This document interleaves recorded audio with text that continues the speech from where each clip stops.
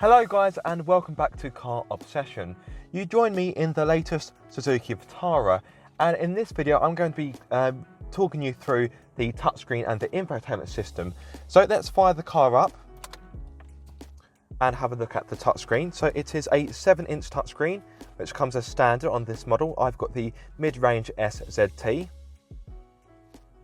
And as you can see, the interface is a bit plain.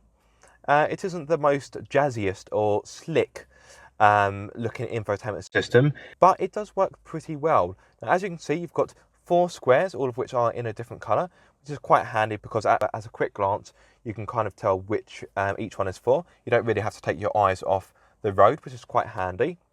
So you've got DAB radio, tap the screen like so, and to find the stations, you can hit the buttons there like so.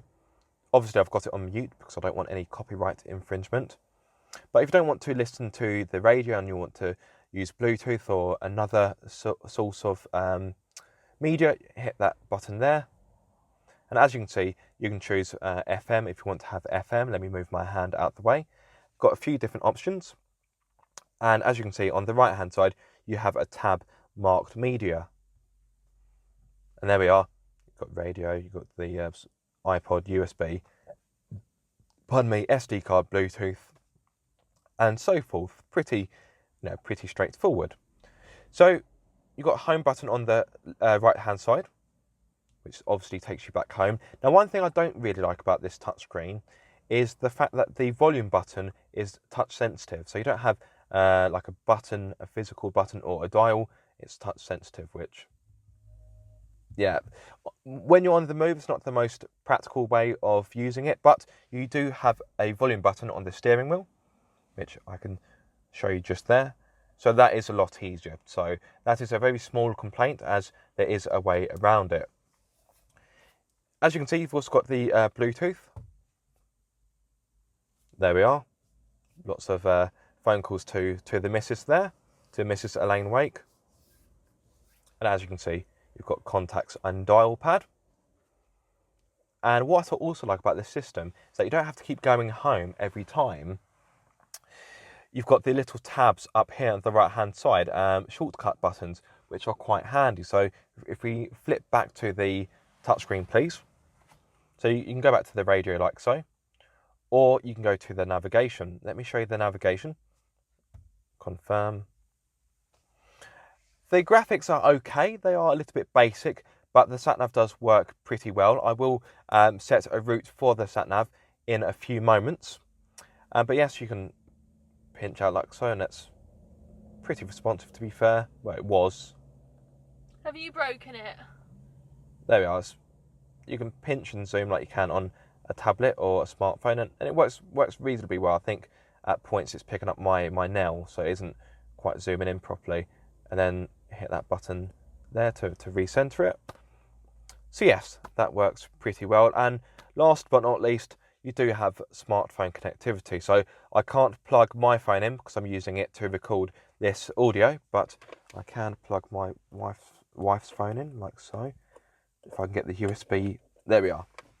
So if I go back to home, so this has got Apple CarPlay, as you can see, and Android Auto. So I've got an Android phone, and my wife has got an iPhone.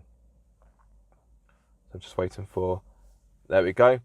So as you can see, you have the usability that you would have with iOS on your iPhone, or obviously if you have an Android, you would have the Android capabilities. So this is quite handy if you want to, for example, if you don't want to use the inbuilt nav. I went to say sat and nav, and I kind of I've spliced the two together. So if you don't want to use the inbuilt sat nav, you've got Waze. I haven't set it up yet. That's fine. Or go back to home. You've got Google Maps as well. Well, you've got Maps, Google Maps, and Waze. So you've actually got 3 Maps different. is Apple's own one.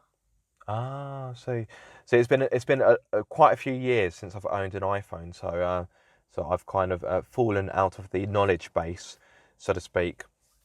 So yeah, so the touchscreen works well enough. The design isn't the most attractive, if I'm going to be honest, but I think for a lot of buyers, it won't really make too much of a difference, and it is nice to have that smartphone connectivity as well, which is pretty handy. So what I'm going to do now to test the sat-nav ability is I'm going to set a route. So I won't use Apple CarPlay to do so. I will use the car's inbuilt sat-nav system. So that's unplug Patsy's phone like so and set a route. So let's see, where shall we set it to? So if we just set it to Sutton, which will take us home. Diddlebury, I've never heard of that place. Diddlebury, it sounds like a made up place. So, right. A little bit laggy, but not alarmingly slow. Okay, quite a few different Suttons. I'm going to go with the top one. And it should all... Surrey, yeah, there we are. Okay, marvellous. And you've got a little button there, I believe, if you want to make it a favourite. So if it's somewhere you go on a regular basis. So I'm going to hit that button, which should calculate the route, which it's doing so, as you can see. 41 minutes. Yeah, that sounds about right. I'm pretty sure it is taking us to the correct Sutton. Right, so start the car up. That will be necessary. Now, obviously, I'm not going to film the whole thing, but let's just film the first few bits of the route to see what it's like. In fact, let me turn that GoPro on. So you've got more than one different angle. You don't have to keep looking at my face. Right, I've got the reversing camera, which is coming in pretty handy right about now.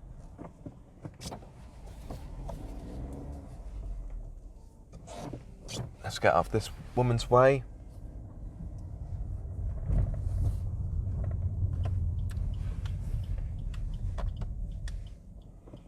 Now, I think the previous driver has turned the sound off. I'm trying to work out how to unmute guidance. There we are.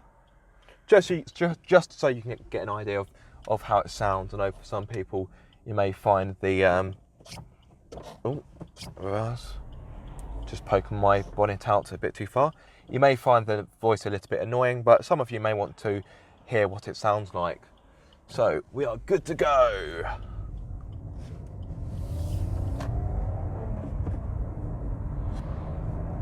So the first direction isn't for 2 miles, but I can prompt it like so. Continue to follow the road. There we are, which I shall do. After 500 yards, leave the roundabout at the second exit and follow the M23. Oh, if we're going on the M23, I'm not going to be able to hold this for much longer. Oh, that's fine. You know, it's just to give the people at home an idea. Leave the Going for nearly roundabout 12 at the minutes. second exit. So I'm not going to lie, my arms are starting to ache. No worries.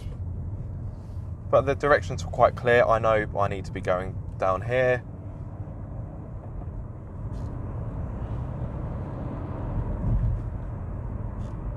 After 500 yards, leave the roundabout at the fourth exit and follow the M23. Again, nice clear instructions. What am I on about? I'm going to have to reposition myself. Leave the Yeah, roundabout I'm at the comfortable. fourth exit.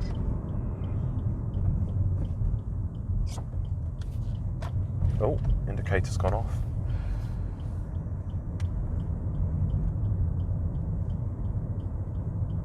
And we don't want this exit, we want this one. And onto the M23. So let's leave this for now, and I shall update you later with how it went.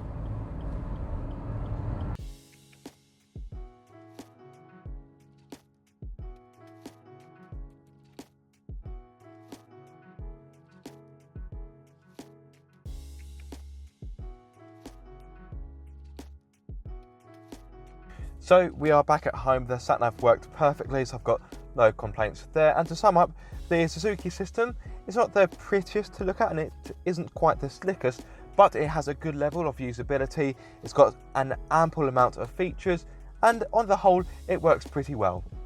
Thank you so much for watching this video. I hope you have enjoyed it. If so, give it a massive thumbs up. If you are subscribed, don't forget to click that bell icon so you get notified every time I make a video. And if you aren't subscribed, guys, what are you waiting for? Be sure to subscribe for more car obsession.